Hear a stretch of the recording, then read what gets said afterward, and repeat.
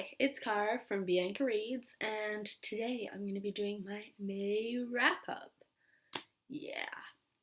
So today is technically the 31st of May, except I've just started a new book, so I don't think I'll get it read today. So I thought, oh well, let's just do it.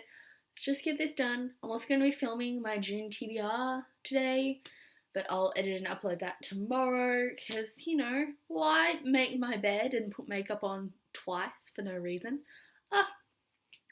So yeah, this month I read a whopping 13 books. Yeah, which is kind of a record for me. I looked at my Goodreads and I did start my Goodreads in this month and went retrospective to what I've read over the year for my Goodreads challenge. But if I'm going by that, which is my shaky memory, I read 14 books between January and April, so over the 4 months prior to May, and I read 13 books in May, so I'm hoping this is a trend that's gonna keep going. Yeah. I think this is probably mostly due to the fact that I've started setting myself achievable goals and making myself set time aside every day for reading, which seems to make me just read more. Even if I'm not really super into a book, I'm still consistently reading, which is what I always struggled with from when I started actually consistently getting difficult homework that I had to do at home, which was year 10, where year 10, 11, 12 I read okay, but not very consistently. Last year, first year of uni, I don't think I read much at all. I only read, while I was at uni, I only ever read books that were the new one in a series that I absolutely had to read because, but I just couldn't find a place to get comfortable, number one, which I've kind of overcome this year, I think, in a new room. And I was prioritizing homework and study, the perpetual study, obscure concept, over reading. So although now I'm doing my homework, I'm setting myself achievable homework goals to give myself time to read and setting myself reading goals to make sure I actually put time aside to read books because I enjoy doing it. So yeah, I guess that's probably why I read 13 books this month. Some of them were pretty short, one of them was ginormous, so overall I think they balance out to a good 13 books. But yeah, better get started as to what those 13 books are. The first 3 books I read this month were the Daughter of Smoke and Bone trilogy. I don't have them with me. I left them at my mum's house at Mother's Day because all my books are there except for the ones I'm planning on reading soon.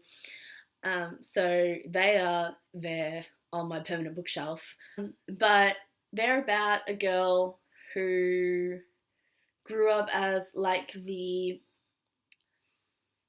helper of a devil-like, demon-like creature, and he collects teeth in exchange for wishes. And a lot of things happen, but it's good to not know what you're getting into because the mystery is important. So that's all I'm going to say. I do have a bigger review on the 3rd book in the trilogy, which I'll link down below. But so there's Daughter of Smoke and Bone, Days of Blood and Starlight, and Dreams of Gods and Monsters. And overall, I loved this trilogy, and it was just so good. And yeah, it took up a week and a half of reading because that was before I started putting in my attention. So just think about that. 3 books in a week and a half, 10 books in 2.5. Holla. So yeah, I really, really loved the series. Some people have mixed opinions on it, and I'm sure whatever, but I really loved it, and I've recommended it to everyone I know, and it's been amazing, and it's just been good. That's all. It was good. That's all I have to say. It was just so, so good. I think I gave them all 5 out of 5 on Goodreads because I loved them that much. If I wasn't trying to study that in the week that I read them and had my priorities right, I would have read them all in 4 days. I would have sped read them, and it was great. It was such a good series. I loved it so much. So then after I finished Dreams of Gods and Monsters, I picked up this bad boy. And this is a problem. It's The Time Traveler's Almanac by Anne and Jeff Vandermeer. Sorry, it's shiny. That's my plastic cover. And I've got natural light today, kind of. This is a almost 10,000 page, not 10,000, 1,000 page beast of short stories about time travel. And I really enjoyed it. It was really good. Some of the short stories I had to force my way through, but others were great and a breeze, and I loved them. It's broken into 4 sections, which you might be able to see these little lines down here. So there's, I think, the sections are called Experiments, Reactionaries and Revolutionaries, Mazes and Traps, and Communiques, which I broke up reading this into those 4 sections so that I didn't wear myself out, because I was going to wear myself out if I tried to read this in one straight go. So I read, I was going to read 3 other books during my reading of this, but I ended up reading 4, and that was just because I quickly read one, added in there, because I really wanted to, and it took one sitting. But yeah, so I really enjoyed this overall. I think I gave it 4 out of 5 on Goodreads just because I couldn't breeze through it.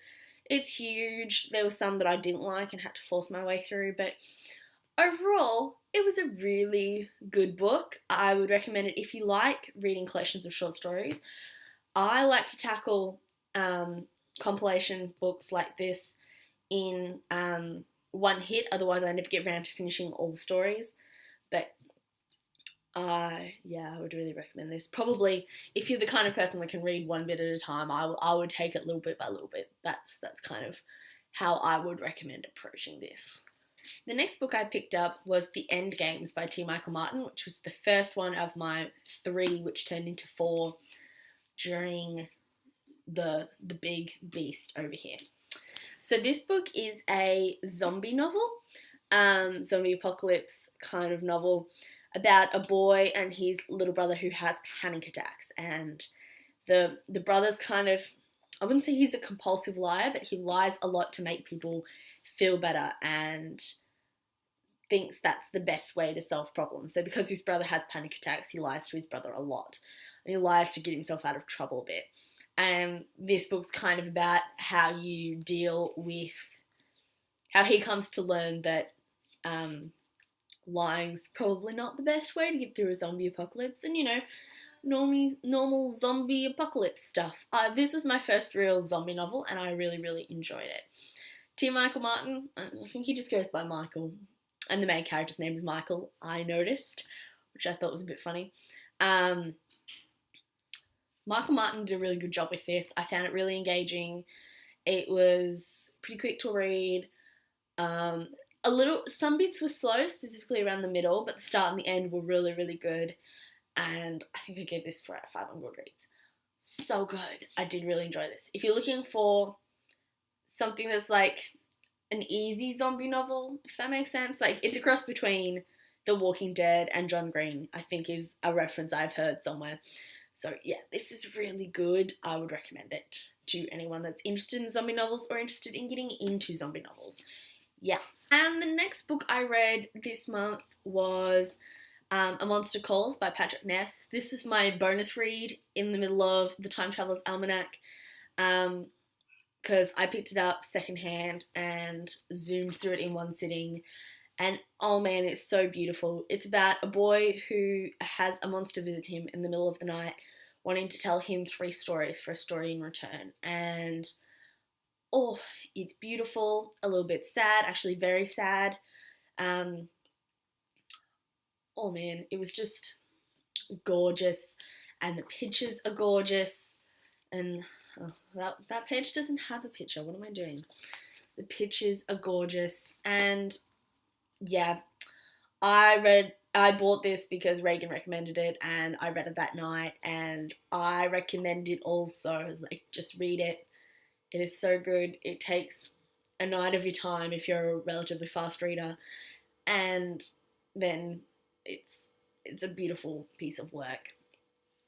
This is my first book by Patrick Ness, actually, and I'm excited to read his more novelty stuff because this was great. Even though it was based on an idea by somebody else. I'm just, it was so good.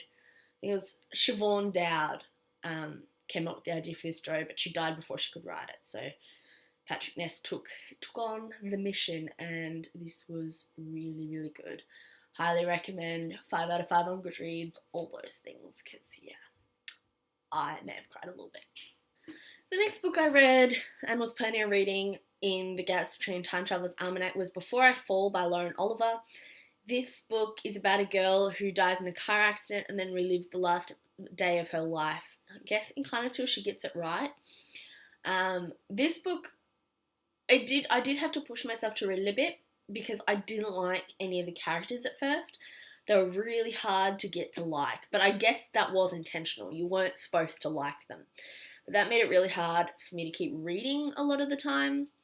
Until I got about halfway through, and then I started seeing bits fall into place and I started liking people a bit more, and then I really enjoyed this. So overall, I think I gave this 4 out of 5 on Goodreads. I did really enjoy it once I got to the end. I really like Lauren Oliver's writing style in this, so I'm excited to read Delirium, the Delirium series, even though everyone says Requiem's horrible, or at least that's what I've heard. But I'm excited to give them a try, which I might do in the next couple of months if I get around to them. I haven't got them yet, but I'm planning on hauling them, buying them. I have a lay-by. So we'll see what happens with those. But yeah, this one was really good. Really recommend it. I did get this recommended to me by a workmate, and thanks, Steph, because I did enjoy it. It was really good. The next book I read this month was Fangirl by Rainbow Rowell. This is about my life, let's just say that. Yeah. Everything except me getting the guy and the fact that my housemate is a guy rather than a girl. Otherwise, this is like my life right here. Oh, and I'm a science person, not an English major. But yeah, I really, really loved this. I related so much to Kath. I don't have a twin, that's another thing that's different, but not really that much. I really loved this. It was really good. I recommend it for anyone entering their first year of uni, planning on going to uni, having finished uni. It is so relatable. You've probably heard all this before because everyone's read this, but gosh, I enjoyed it. It was so good. I buzzed through this in like 24 hours, I think, and oh man, hilarious. I laughed out loud so many times. I tried to explain it to my housemate Jesse, but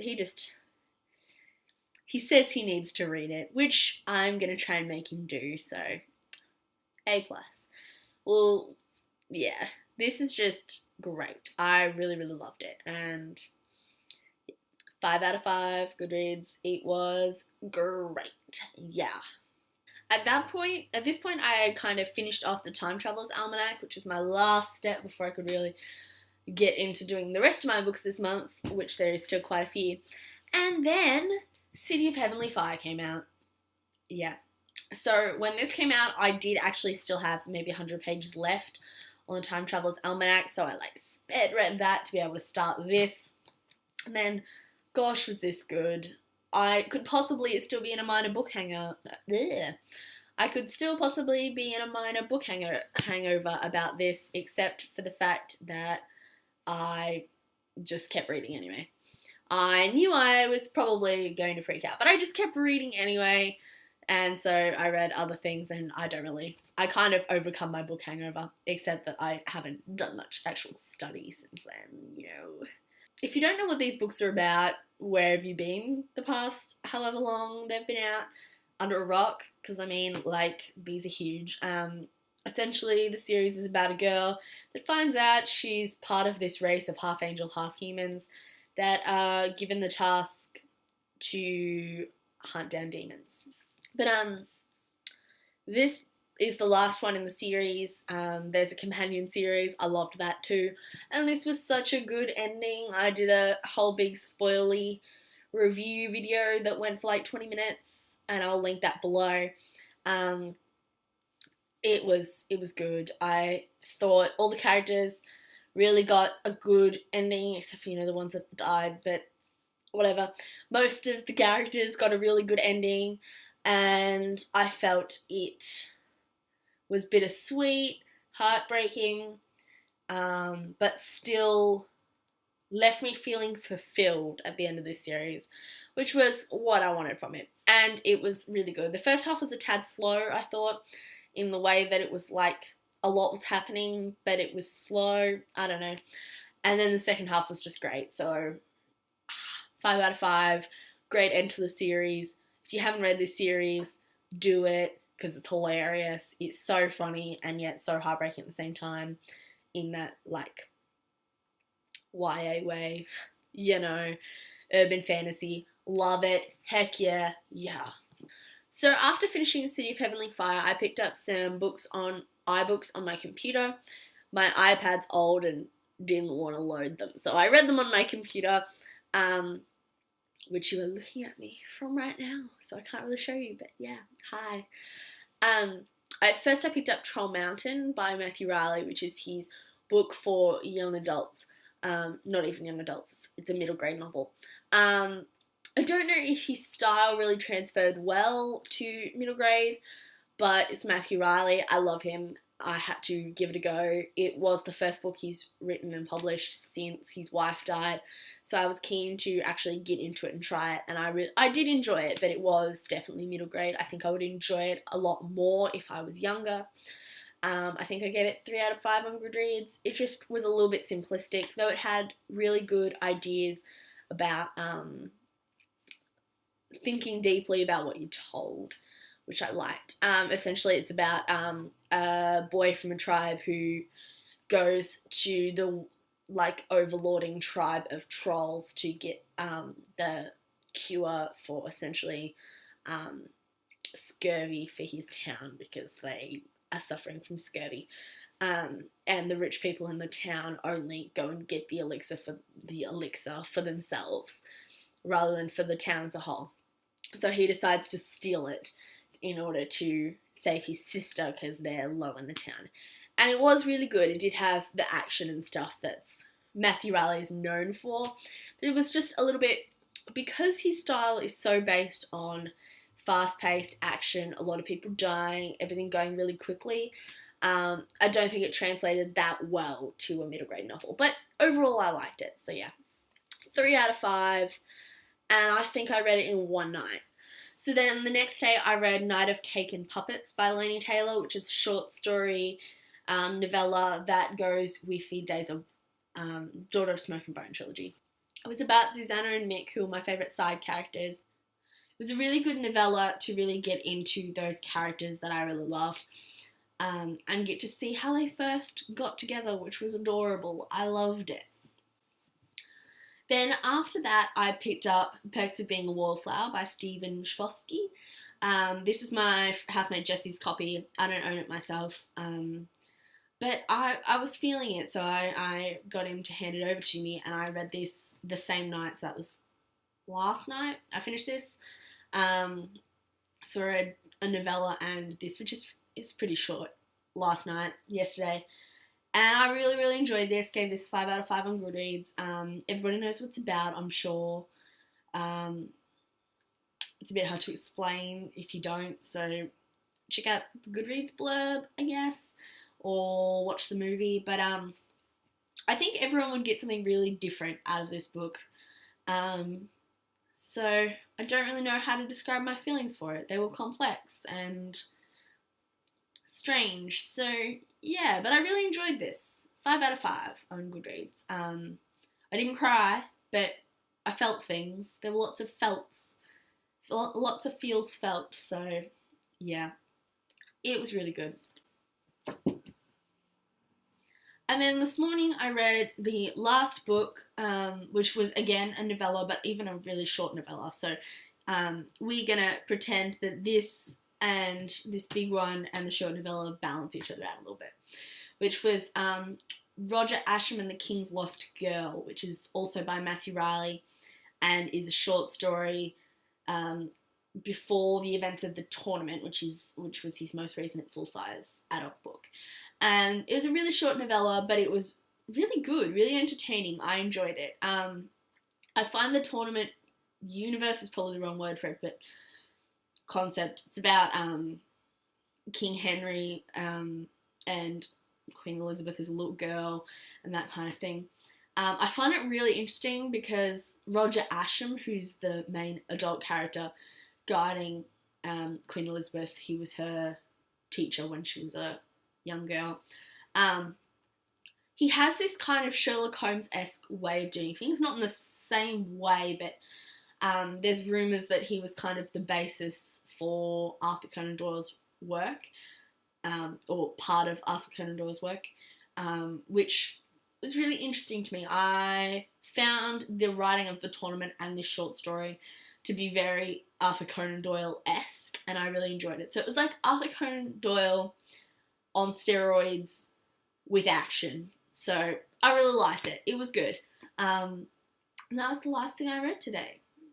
So yeah, it's the 31st of May. I read that this morning. It was pretty short. And now I'm starting a new book, and I'm sure I'm not going to get it done by today. So I'm going to put that in my TBR video, which I'm going to be filming next. Okay, so I'm gonna bring over the pile for you. So these were the books I read this month that I have here in physical copy.